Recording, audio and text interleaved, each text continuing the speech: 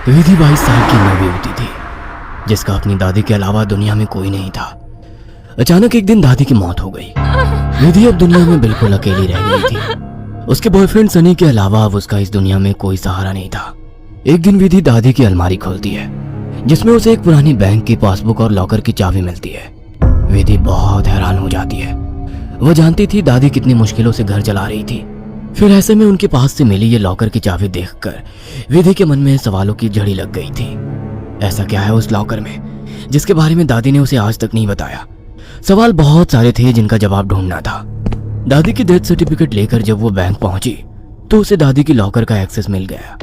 उत्सुकतावश उसने लॉकर खोला तो उसमें सिर्फ उसे कुछ कागज दिखाई दिए। विधि कागज लेकर घर लौट आई। उन कागजों के मुताबिक मंथनपुर में एक बड़ी हवेली दादी के नाम थी।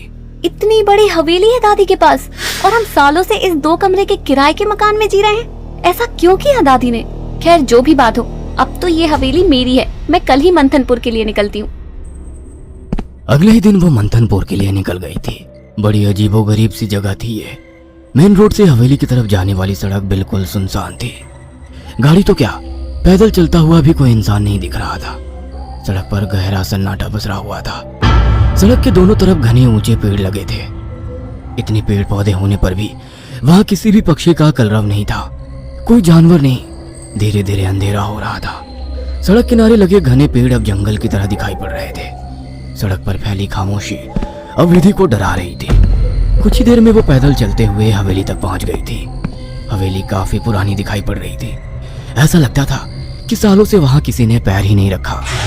हवेली के 500 मीटर के दायरे में गिने चुने ही मकान थे और जो थे वो भी खाली पड़े हुए थे।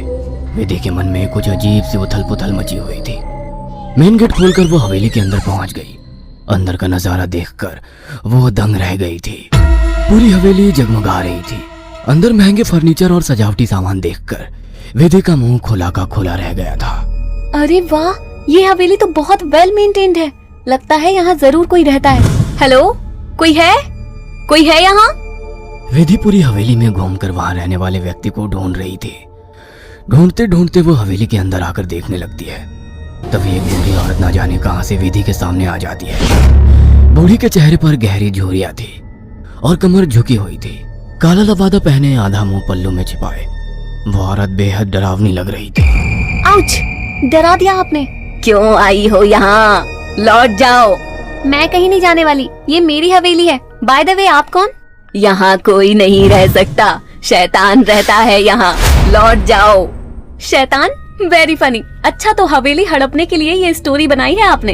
विधि कुछ कहने वाली होती है, तभी वो देखती है कि बूढ़ी औरत हवेली की ओर देखकर कुछ सकपका गई है और अपना चेहरा ढकते हुए वो अचानक ही अंधेरे में कहीं गायब हो जाती है। बड़ी अजीब औरत थी, कुछ स्ट्रेंज ही जगह है। विधि हवेली के अंदर आ जाती है और अपना फोन निकालकर सनी को कॉल लगाती है।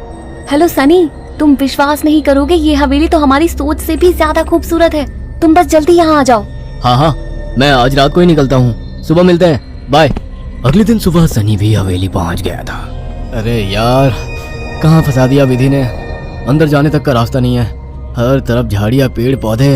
ऊपर से मुझे कहा कि मेरी सोच से भी ज्यादा खूबसूरत है हवेली। हवेली माय फुट। सनी बड़बड़ाता हुआ मेन गेट से अंदर जा रहा था। बाहर का कंपाउंड क्रॉस करने के बाद अब वो दरवाजे के सामने था।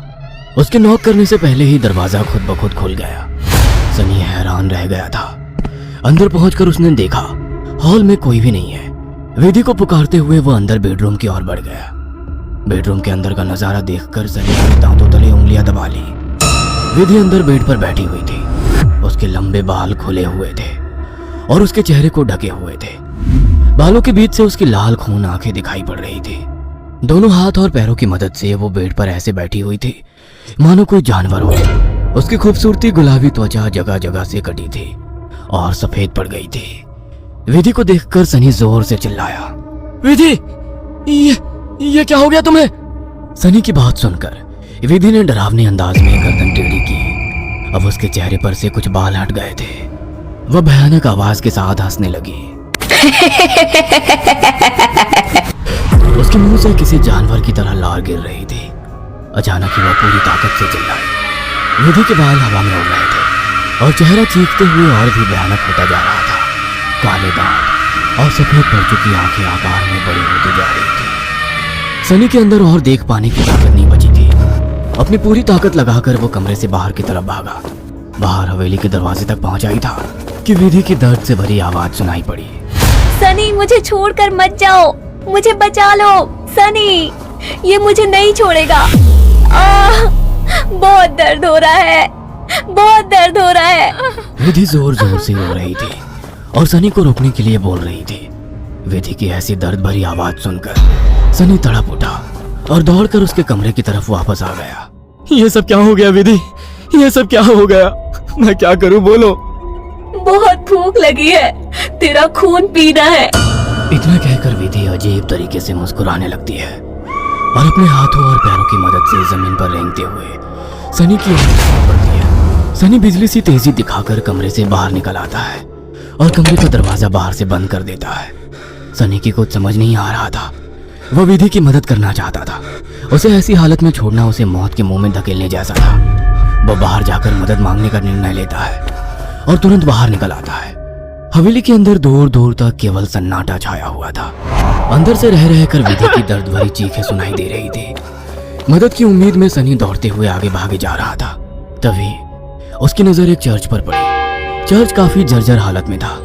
सनी इधर उधर देखता हुआ अंदर पहुंच गया। दोनों हाथ आपस में बांधकर वो फूट फूट कर रो रहा था।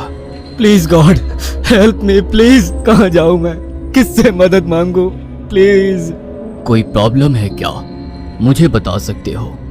फादर की बात सुनकर सनी सारी बातें फादर को बता देता है। परेशान मत हो डियर, मैं तुम्हें हॉली वाटर दे रहा हूँ, जाकर अपनी गर्लफ्रेंड के ऊपर छिड़क देना। God bless. Sunny holy water लेकर हवेली लौट आया था। उसने विधि के रूम का दरवाजा खोला तो वो दीवारों पर चल रही थी। उसके मुंह से खून बह रहा था और वो जोर जोर से हंस रही थी। दरवाजा खुला देख उसने टेढ़ी सी नजर से सनी को देखा और दीवार से नीचे कूदकर उसकी ओर बढ़ने लगी। सही समय पर सनी ने हॉलिव के ऊपर छिड़क दिया। एक जोरदार चीख के साथ दूर जा गिरी और एक काला सा साया कमरे से बाहर की तरफ जाता हुआ दिखाई दिया। विधि, वो चला गया। तुम ठीक हो? हाँ, वो चला गया, लेकिन अब वो अकेला नहीं आएगा। वो बुढ़िया सही कहती थी, ये घर नहीं शैतान का बसेरा है। यहाँ एक नहीं 5 शैतानी ताकत है। जल्दी चलो विधि, हम यहाँ से दूर निकल जाएंगे। सनी विधि को सहारा देकर ले जाने लगता है। तभी विधि की आंखें पलट जाती है और वो सनी को दूर धकेल देती है। सनी जाकर दीवार में टकरा जाता है। तभी फादर वहां आ जाते हैं। मैं जानता था यहाँ एक नहीं बल्कि कई शैतान है जो तुम्हें नुकसान पहुंचाने की कोशिश जरूर करेंगे। तुम्हारी दोस्त पोजेस्ड है, यह आसानी से उसका शरीर नहीं छोड़ेंगे। मुझे ही कुछ करना होगा। फादर हॉली वाटर को विधि पर छिड़कते हैं जिससे कुछ पल के लिए शैतान कमजोर हो जाता है। उसी समय वे दोनों उसे बेड से बांध देते हैं। उसके बाद फादर प्रेयर बोलने लगते हैं और वाटर की कुछ बूंदें उसके ऊपर गिराने लगते हैं। विधि पूरी ताकत लगाकर चीख रही थी। फिर कुछ देर बाद अचानक उसने चीखना बंद कर दिया। भयंकर सी आवाज में उसने कहा, ये मेरा शिकार है, तुझे क्या लगता है इसे बचा लेगा?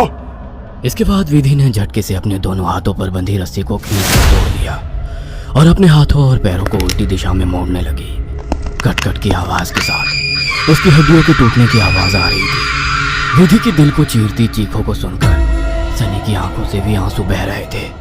फादर ने वाटर छिड़कते हुए विधि के चारों ओर एक गोला बना दिया। अब वो उस गोले से बाहर नहीं आ पा रही थी।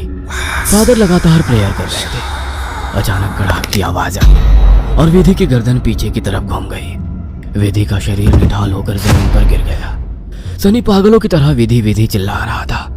फादर के लिए इस समय सनी की जान बचाना जरूरी था, इसलिए वे उसे घसीटते हुए हवेली से बाहर ले आए और दरवाजे पर वाटर छिड़क कर वहां से बाहर आ गए। सनी अभी भी जमीन पर सिर टिकाकर फूट फूट कर रो रहा था और फादर की आंखों में भी को ना बचा पाने की तकलीफ साफ दिखाई दे रही थी।